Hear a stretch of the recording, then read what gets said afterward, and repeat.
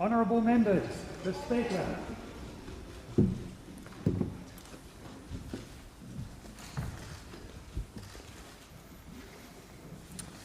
I acknowledge the Ngunnawal and Ngambri peoples who are the traditional custodians of the Canberra area and pay respect to the elders, past and present, of all Australia's Indigenous peoples. Almighty God, we humbly beseech Thee to vouchsafe Thy blessing upon this Parliament. Direct and prosper our deliberations to the advancement of Thy glory and the true welfare of the people of Australia. Our Father, who art in heaven, hallowed be Thy name. Thy kingdom come, Thy will be done on earth as it is in heaven. Give us this day our daily bread, and forgive us our trespasses, as we forgive those who trespass against us. And lead us not into temptation, but deliver us from evil. For Thine is the kingdom, and the power, and the glory, forever and ever. Amen.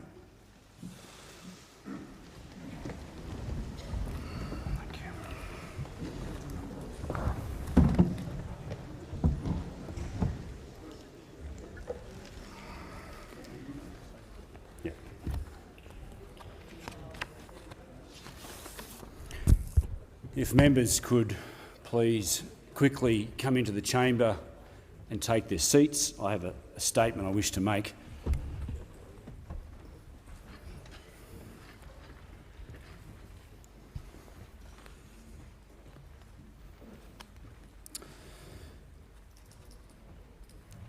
In the final sitting week of 2021, the independent review into Commonwealth parliamentary workplaces was published by the Sex Discrimination Commissioner, Jenkins. Today, on the first sitting day of 2022, we deliver this statement on behalf of the Parliamentary Cross-Party Leadership Task Force recommended by Commissioner Jenkins and as a reflection of the Parliament. We acknowledge the unacceptable history of workplace bullying, sexual harassment and sexual assault in Commonwealth parliamentary workplaces. This issue is of the greatest importance and the responsibility of all people who work in this place. Any bullying, sexual harassment and sexual assault is unacceptable and wrong. We say sorry. Every workplace should be safe and respectful. This place and its members are committed to bringing about lasting and meaningful change to both culture and practice within our workplaces. We have failed to provide this in the past. We today declare our personal and collective commitment to make the changes required. We will aspire, as we should, to set the standard for our nation. We thank all of those who participated in the Jenkins review, acknowledging everyone who came forward to tell us of their experiences. We also acknowledge the many others who could not or did not participate, but who may have experienced misconduct. We know that your experiences have had profound and far-reaching impacts on your lives. We have listened and heard you, and we accept your calls for change. This Parliament should serve as a model workplace for our nation. Only by creating the best workplace will this Parliament attract the best people our country has to offer. And only by attracting the best our country has to offer and listening to the communities we represent will we deliver the high standards that our country deserves.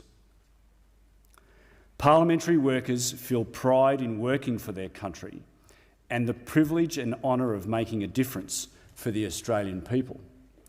However, for far too many, it has not been safe or respectful. The Jenkins Review proposes an ambitious program of reform to ensure Commonwealth parliamentary workplaces meet the highest standards. We are fully committed to working across the Parliament to implement all of these recommendations within the timeframes proposed by Commissioner Jenkins. We have started to act. Last year, we established a new independent complaints process and began providing trauma-informed support for people who have experienced serious incidents working in the Parliament. Members, senators and staff have undertaken professional workplace training. Parliamentarians must uphold the highest standards and be accountable for delivering required actions. We know that cultural change has to come from the top. It has to be role modelled and championed by all of us. While we know we cannot undo the harm that has already been done, we are committed to acknowledging the mistakes of the past and continuing to build safe and respectful workplaces. I give the call to the Prime Minister. Thank you, Mr. Speaker. Can I thank you for your statement of acknowledgement? You were elected in this place to be the voice of all of us here.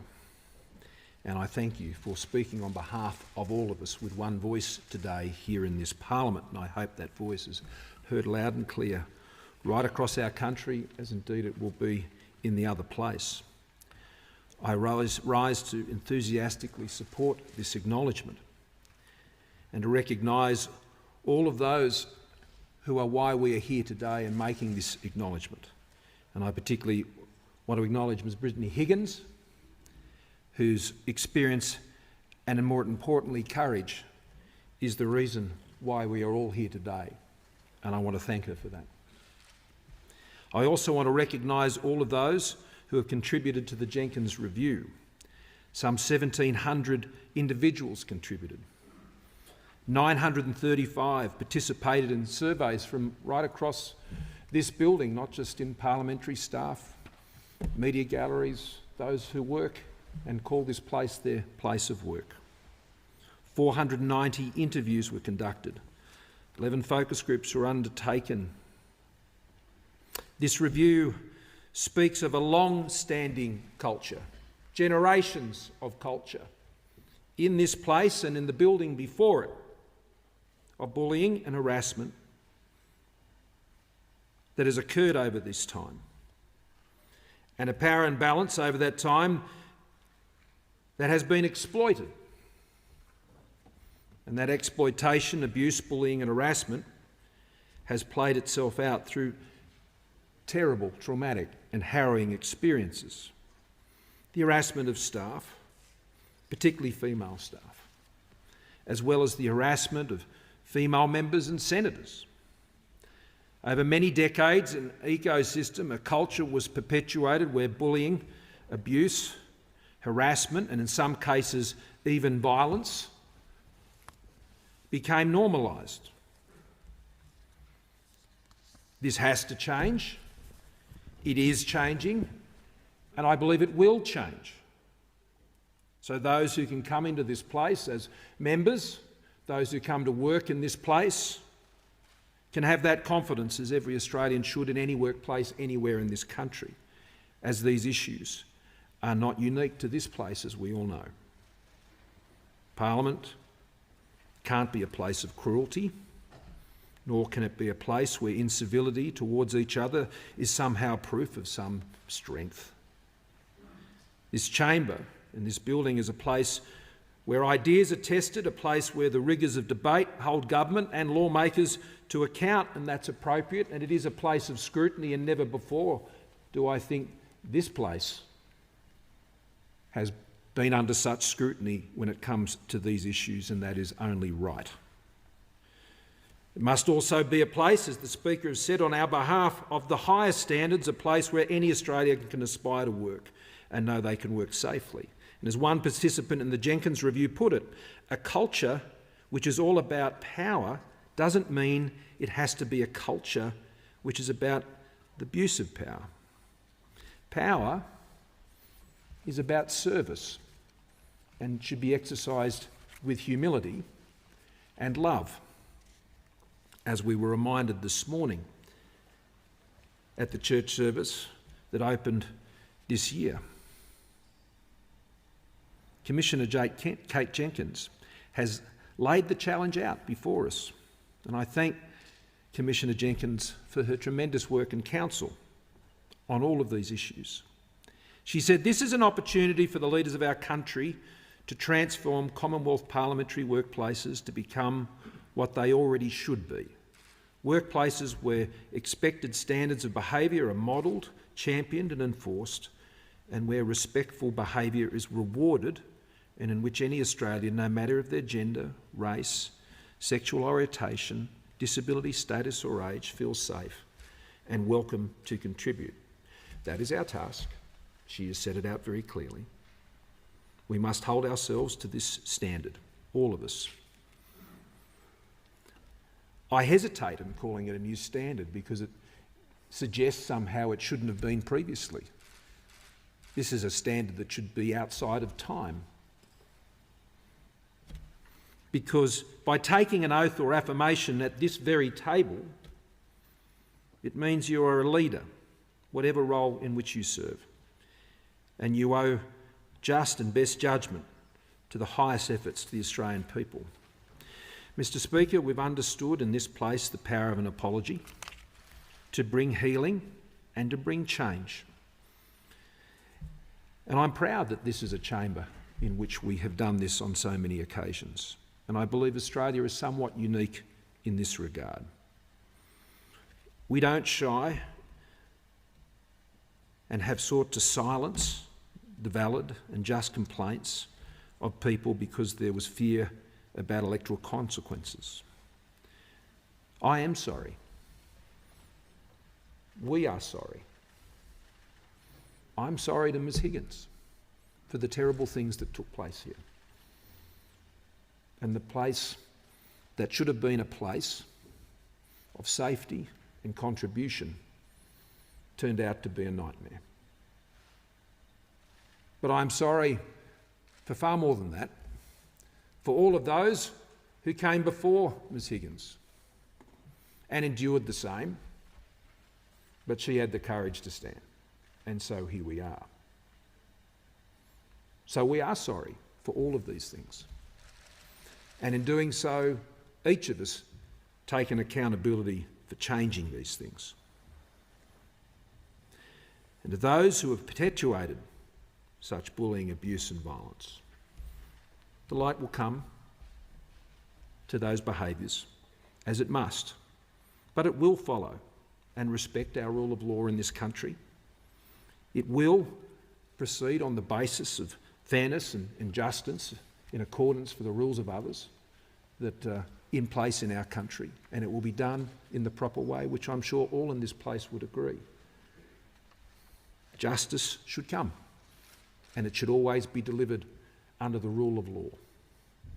Mr. Speaker, every single Australian has the right to be safe at work, and yet it is clear that practical and cultural changes are necessary to make our parliamentary workplaces safer.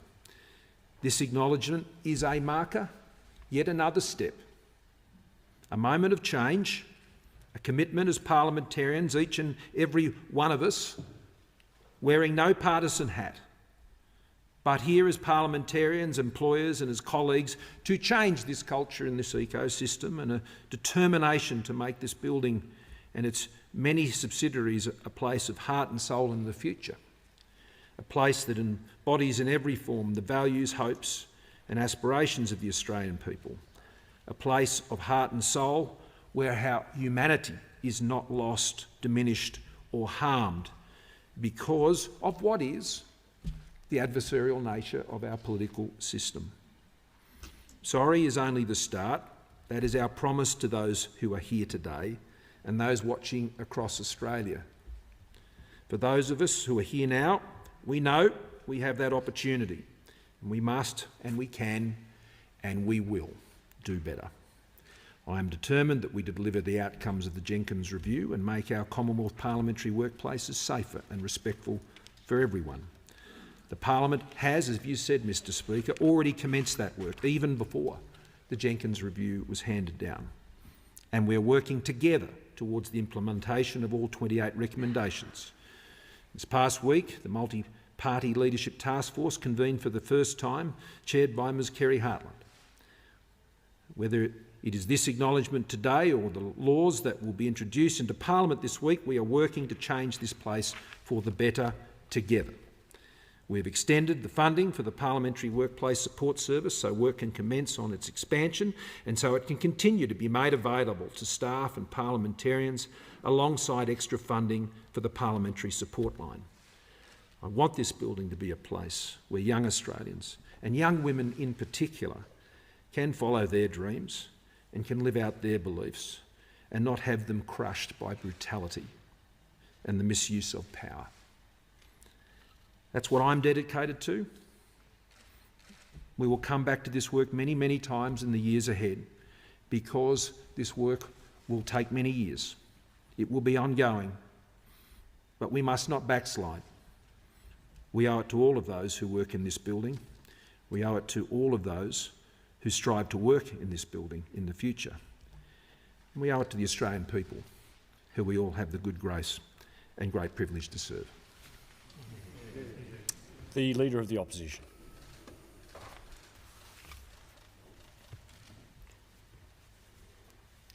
Set the standard. Just 3 words that say so much. This report by Sex Discrimination Commissioner Kate Jenkins is a reminder of our obligation as a Parliament to lead by example. It catalogues in personal testimony and shocking statistics our failure to do so. It is also a demand that we act right now.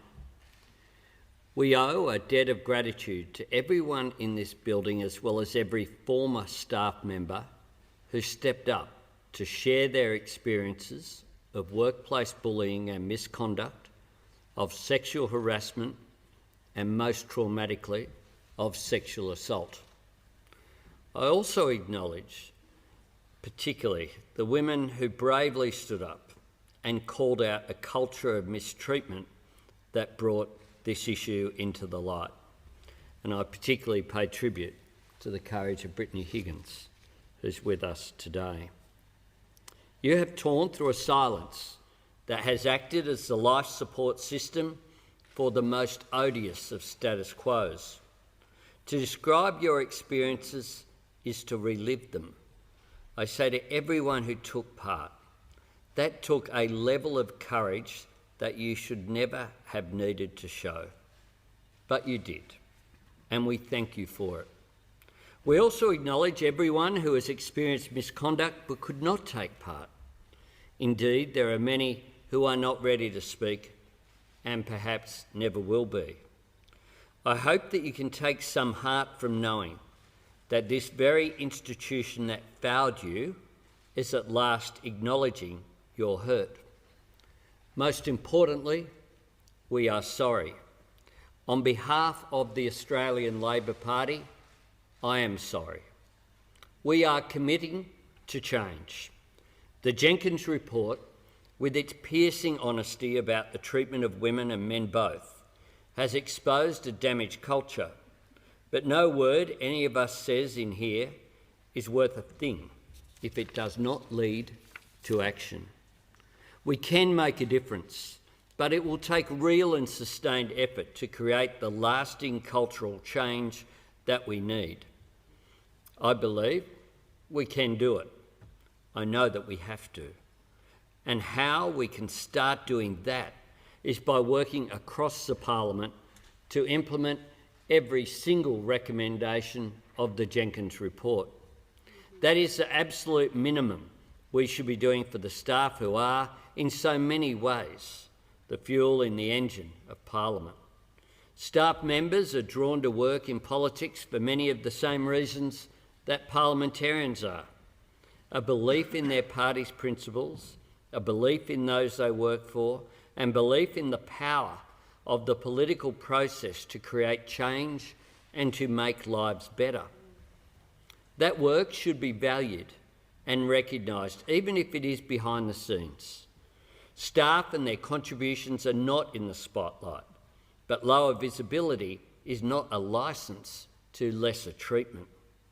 No one deserves to feel unsafe or disrespected in any workplace, let alone our national parliament.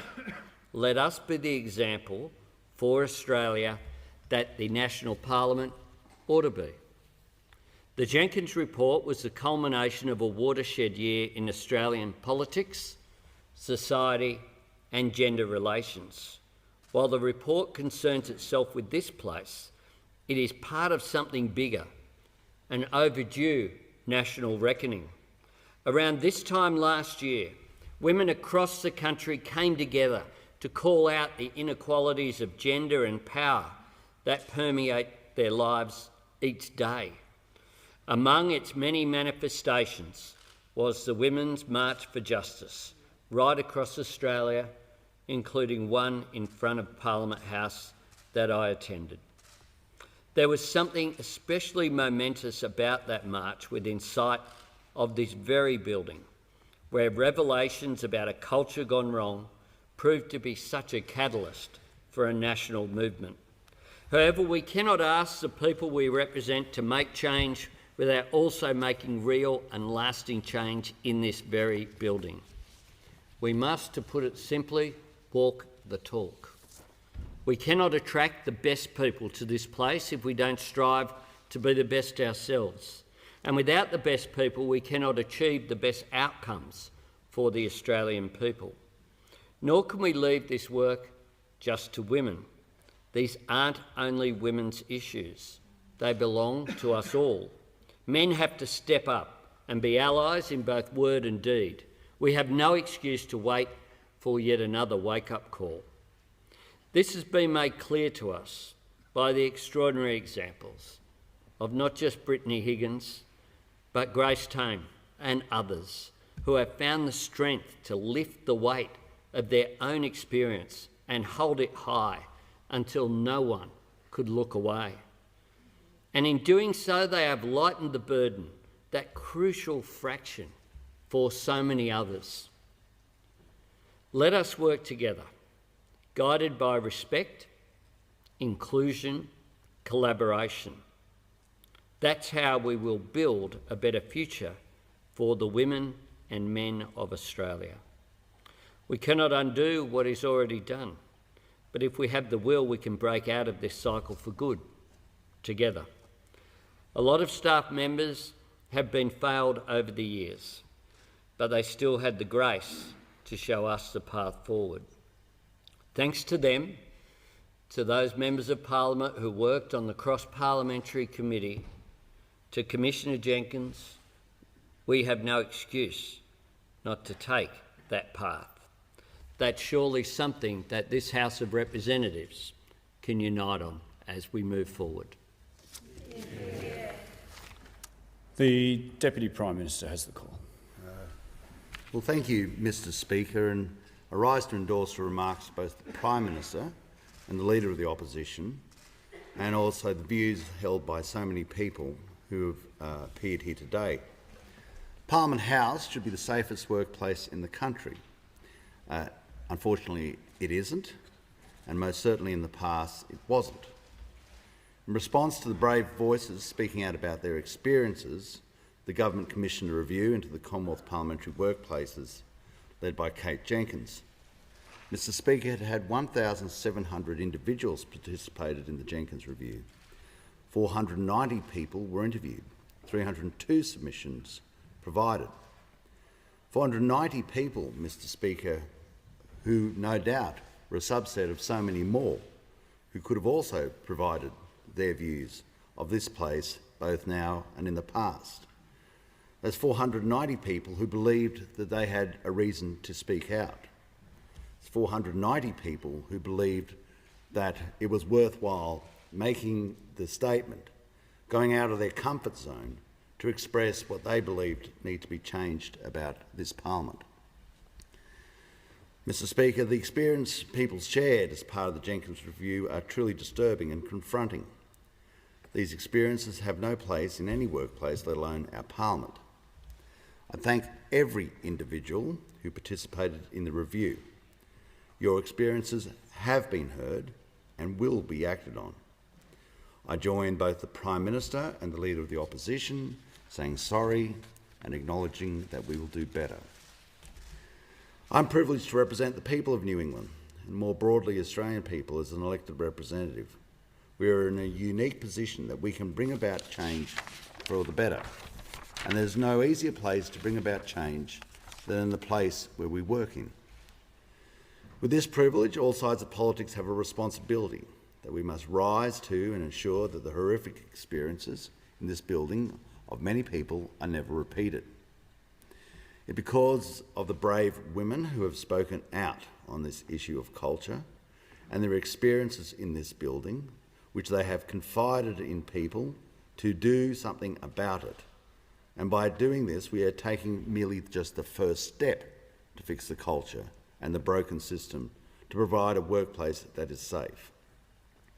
There is no doubt people who are watching here today, I acknowledge Ms Higgins, but there are also those who are watching from home, from offices in this building, from a whole range of places, making sure that we make our first step in what is going to be a first step of many. The Statement of Acknowledgement is the first recommendation in the Jenkins review. There are 27 other recommendations as part of this review. Together, we are committed to make Parliament House the safest workplace in the country and a reflection to our nation of a model workplace for us all to work in. The member for Melbourne has the call. Speaker, thank you, Speaker, for your statement. I want to record the Greens' support for it and our commitment to working for the full implementation of the Set the Standards recommendations. Around half of the staff in parliamentary workplaces have experienced harassment, bullying or assault during their time here. Half. We should all be appalled by that. For First Nations people, people of colour, people with disabilities, the harassment and disrespect can be even worse. The Commission heard that even raising issues of racism or the intersectionality of racism and sexism could provoke an aggressive response. As the thousands and thousands of women and allies who took to the streets to march for justice said, enough. This has to stop. There are many things on which people in this place do not agree, but on this issue, we must be unified. There cannot be more blame shifting and glossing over and waiting until later. The blame is ours. The shame is ours. I am so sorry. The toxic culture that has been allowed to fester in Parliament, documented in appalling detail by Commissioner Jenkins in Set the Standard, must end. And that will only happen if we work together to end it.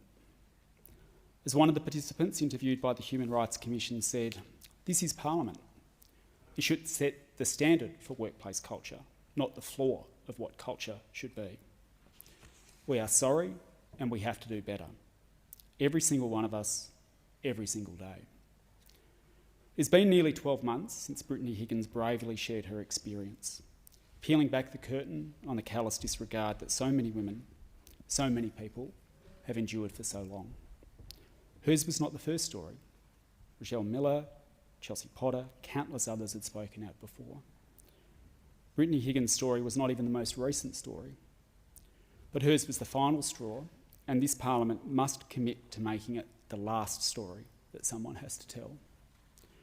Brittany Higgins, Rochelle Miller, Chelsea Potter, Josie Coles, Emma Hussar, Julia Banks, and so many others shared their stories with Kate Jenkins because they felt they had to reveal the toxic culture, the sexism, the bullying, the lack of support, the he said, she said mentality, the cover-ups.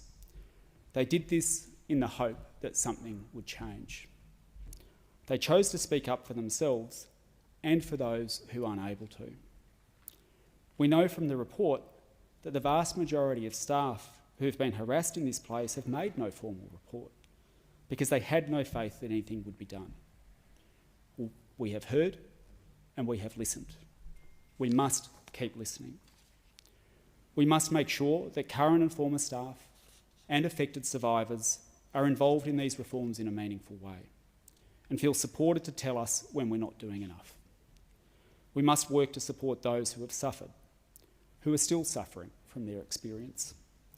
We must maintain a robust, independent, confidential complaints process that people can trust. We must work to put in place a code of conduct that not only sets the standard, but makes sure that there are consequences when those standards are not met.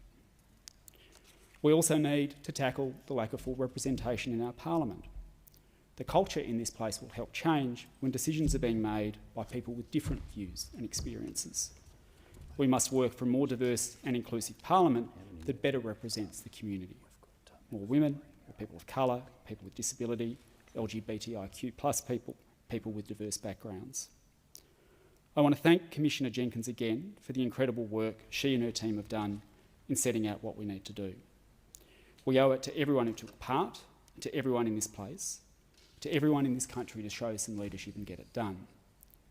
And I also want to acknowledge that this is work that needs to be done in all workplaces around the country. We must also all keep working for a positive duty on employers to ensure that every worker in every workplace is safe and respected. Ultimately, Mr. Speaker, men have failed. Failed to act with respect, failed to act with basic human decency, failed to listen, and failed to make the changes necessary when asked. It is men who need to change our behaviours, and we are committed to that. The member for Warringah has the call. Thank you, Mr. Speaker. I rise on behalf of the Crossbench members to speak in support of the Statement of Acknowledgement which you provided to this House today. A statement initiated by the Jenkins Report Implementation Task Force, of which I am a member. Importantly, it's a bipartisan task force to ensure that we all engage and ensure a better and safer workplace going forward. Thank you to Kerry Hartland, who is chairing the task force, and she is here today.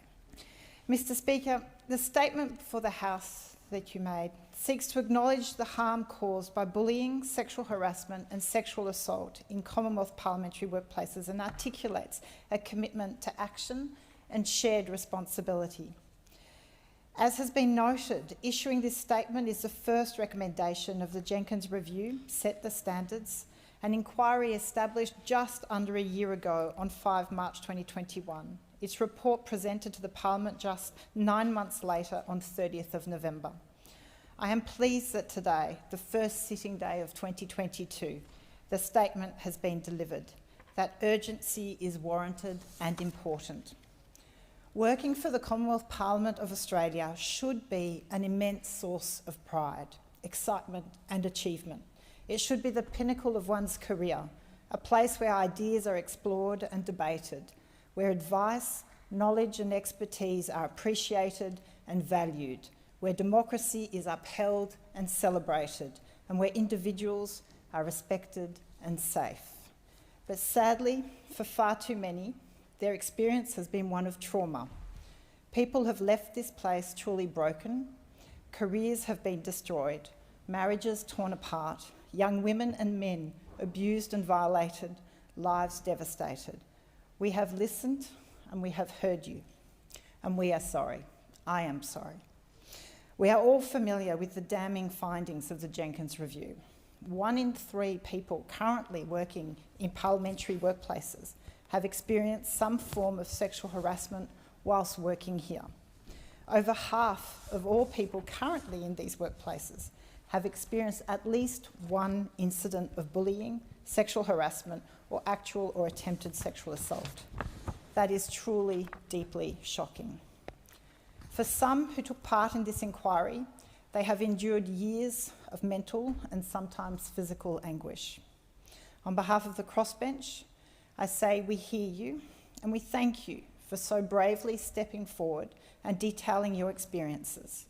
Because of your bravery, this place will be a better workplace for others. In particular, I wish to acknowledge and thank the brave women who join us in the gallery today. Brittany Higgins, Rachel Miller, Josie Coles, Chelsea Potter, Chanel Contos, and I acknowledge that many others may also have wished to be here today. These women have shown incredible bravery in speaking out, and in doing so have empowered others and through their actions, they have led to the instigation of the Jenkins review, which saw hundreds more step forward. We must not forget that speaking up often comes at a very high personal price. It comes at a price of intrusion into your lives with public scrutiny. And I acknowledge the stress and anxiety that many of you have been under since telling of your experiences. Please know that we understand this is not easy, but so important. Similarly, there are many people who, for various reasons, chose not to take part in the review. As the statement of acknowledgement says, we know that for you too, your experiences have had profound and far-reaching impacts on your lives. So to you, I say, we see you too, and we will not let you down. Why is this statement so important? Because for too long, those that have been bullied, assaulted or victimised have felt ignored, dismissed and moved on. They have felt powerless. This statement today gives them a voice. It formally acknowledges their experiences and the long-lasting impacts of what had happened to them. It's an acknowledgement from all the members of this place for our responsibility to ensure that we provide a gold standard workplace where everyone feels respected and safe. It's ultimately through our actions that we can show our commitment to changing this workplace. On behalf of the Crossbench, I pledge to do everything in my power to ensure that all 28 recommendations of the Set the Standard report are fully implemented. As Commissioner Kate Jenkins herself wrote, the recommendations are mutually reinforcing and complementary and therefore should not be cherry-picked. Some will be more straightforward than others, and some are far more reaching than others. The preparation and adoption of codes and standards of conduct for parliamentarians and their staff is urgently needed. As the vast majority of Australian workplaces have codes of conduct in place, it's extraordinary that this place, of all places, is yet to have one. As the 46th Parliament, we stand at a fork in the road. We can choose to act with integrity and change this place and the way it has operated for too long. The course of action we must take is clear from the Jenkins review. As Commissioner Jenkins sums up, the challenge of effectively preventing and responding to bullying, sexual harassment and sexual assault in these workplaces is significant. The problem is not, however, inevitable or intractable. There is momentum for change, and the proposed framework for action in this report sets out a clear path to ensure that these workplaces are safe and respectful, uphold the standing of the Parliament and are worthy of reflection of the community that they serve. Whilst there's much more work to be done to build an equal and safe society, one where women and men are safe, respected and valued, we can start here. So I commend the statement to the House as the first step in raising the standards of showing the Parliament, our communities and our hard-working staff the respect they so richly deserve. I thank honourable members.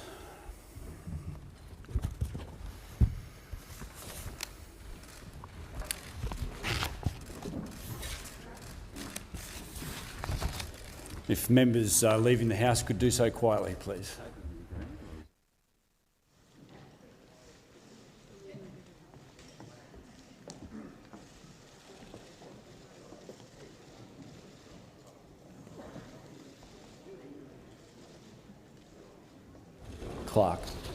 Clark.